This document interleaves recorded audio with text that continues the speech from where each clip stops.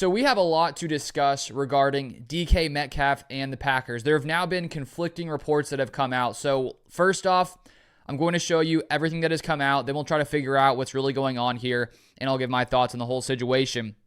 First off, we have here that came out first in the past couple hours from Corbin K. Smith, who says, hearing through multiple sources that the Seahawks have spoken with a couple of teams about DK Metcalf's availability this week in Indy. As John Schneider has pointed out before, simply talking to another team doesn't mean a trade is imminent, but worth keeping an eye on.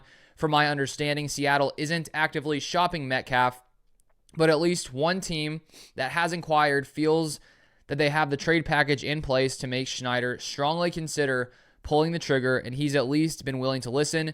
One team to keep close tabs on, the Packers. A source indicated they have had discussions with Seahawks this week and have an offer on the table that includes a high pick and a young receiver on roster to acquire Metcalf. Obvious connection to Schneider as well.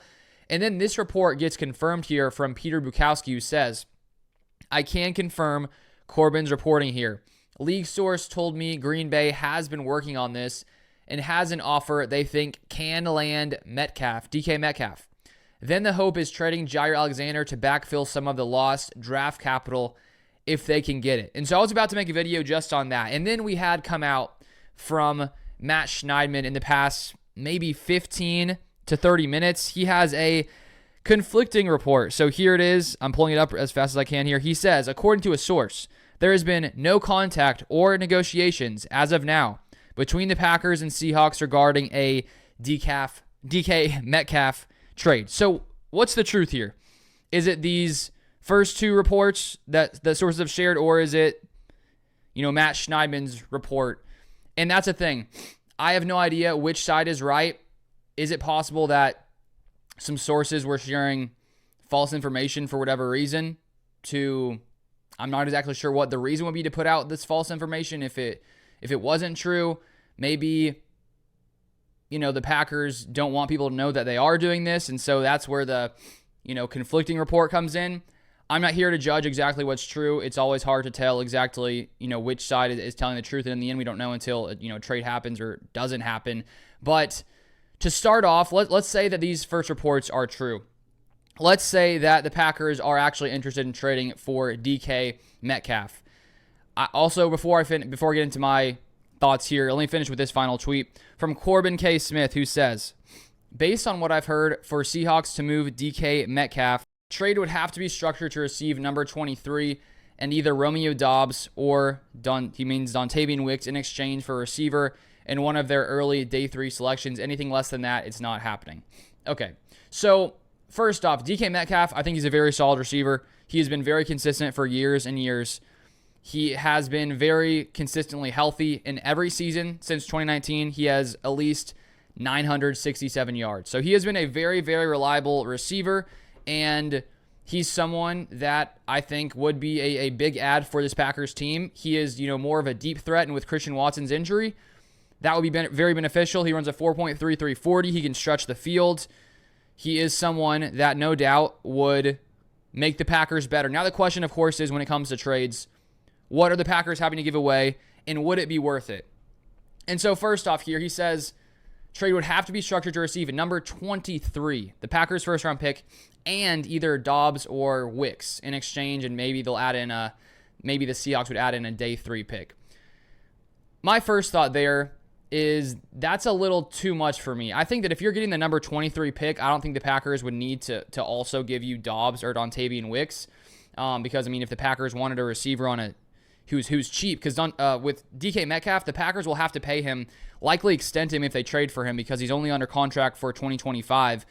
And so I doubt the Packers give away draft capital to bring a guy in for just one season. They would definitely have to get with DK Metcalf and get an extension done. So if you keep the number 23 pick and you're the Packers and you really want a receiver, you could draft one of those receivers at number 23 and have him on a rookie deal for 4 years. So I don't think the Packers need to give away 23 and receivers. I think that if the Packers were to trade away a receiver, that they trade one of those receivers and a second-round pick, something like that. I just don't know about trading number 23. I think that may be slightly too expensive. if you are the Packers, to include the receivers and 23. If it's just 23, I could get on board with that, just because I think when you look at, the Packers and sort of what they've built so far, getting a top-tier receiver who's been very consistent, you get that consistency with him. I think that's worth a first-round pick. Of course, you're going to have to pay him. It's going to be more expensive, but you get consistency. So assuming that this part is true, which I said there's a conflicting report, so we don't really know, but it could be true. So let's pretend it is for now, and then we'll get to the end and see if anything else comes out before I even finish putting out this video. But in my mind, thinking about the Packers roster at receiver, there's been a lot of talk that, the Packers, or some people believe the Packers need more consistency at wide receiver. I do believe that as well. I think that Dobbs is very consistent. I think that he's the Packers' best receiver. I think that Jaden Reed and Dontavian Wicks, they have drop problems. I think Wicks can get there eventually, but there's still questions. Can he get there? He hasn't shown it necessarily yet, but he's still a young player. We saw Devontae Adams deal with drops early in his career. Wicks could fix that. If he fixes that, I think he could be a very talented wide receiver. So you trade away him, there's a good chance he goes to Seattle, cleans up his drop problems, and in a few years we're like, man, maybe we shouldn't have traded Dontavian Wicks. And then with Romeo Dobbs, I really do think he's highly underrated in the NFL. He's one of the best route runners in the NFL. He is a better contested catch guy than DK Metcalf. His career, Dobbs, he's a 52.5% contested catch percentage.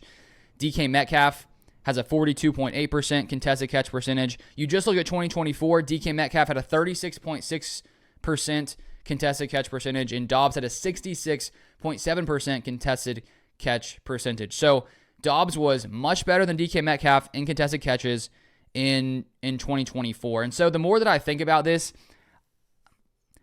I don't really love the idea of trading away Romeo Dobbs. I think that DK Metcalf and Romeo Dobbs would pair up perfectly, because you have DK Metcalf who can really win in any area of the field, but he has that speed, that deep threat, that deep speed ability that you do lose with Christian Watson and his ACL tear. And I think Dobbs, he's not quite as prolific after the catch as DK Metcalf, just because Metcalf is that much faster, a better athlete overall. Dobbs is a great route runner, better in contested catch situations. I think he's a guy where, underneath intermediate routes, he's very, very good. And if you can, were to combine that with DK Metcalf, I think they're a perfect pairing for each other. And so I also think a receiver you could throw in here to be traded is Christian Watson, because if you're the Seahawks, if you did get number 23, which I think is too much to also pair in a receiver, but let's say they did it, I think that they could maybe wait on Watson a little bit, and that could be one where it's sort of like a high risk, high reward with his injury history potentially there. But I just really like the idea, the more that I think about it, of DK Metcalf and Romeo Dobbs. So if Dobbs got traded away, I think that the answer for the Packers would be they think Wicks could step into that role as the opposite receiver outside of DK Metcalf when with Christian Watson out. But then once Christian Watson comes back, I mean, if they were to trade away Dobbs, then I feel like you just lose what Romeo Dobbs gives you as a route runner in those sort of intermediate, short area routes that he's so good at. So I just don't love trading Dobbs. Now, if we did a 1-for-1 swap Dobbs for Metcalf, which wouldn't happen clearly, but just sort of thinking through things right now, I think DK Metcalf is a better overall receiver, just in his whole aspect of his game, because of his deep threat ability, his deep speed. Not as good contested catches, but he's better after the catch.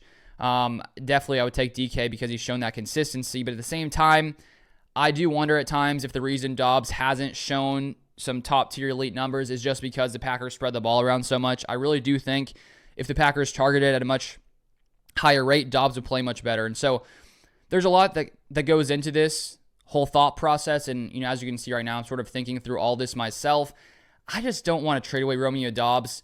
And then when we look at the whole contract situation, as I said with DK Metcalf, he has 1 year left on his deal, so does Dobbs.